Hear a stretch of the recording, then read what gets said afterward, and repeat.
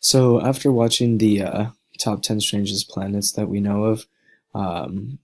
one of the things that stood out to me as an extreme force was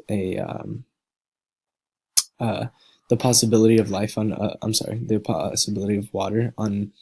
other planets, and more specifically liquid water. Um, because for life to be sustained on a planet, there must be liquid water for life to use as a source of energy and to be able to um, live off of that. And then also, I think another one that kind of caught my attention that doesn't really have to do much with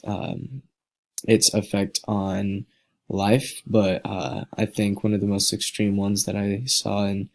thought was interesting was the planet that was made completely out of diamond, and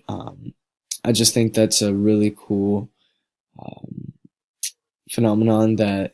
the pressure of the planet of the core is so immense that it's able to create a whole entire planet that is strictly made of diamonds.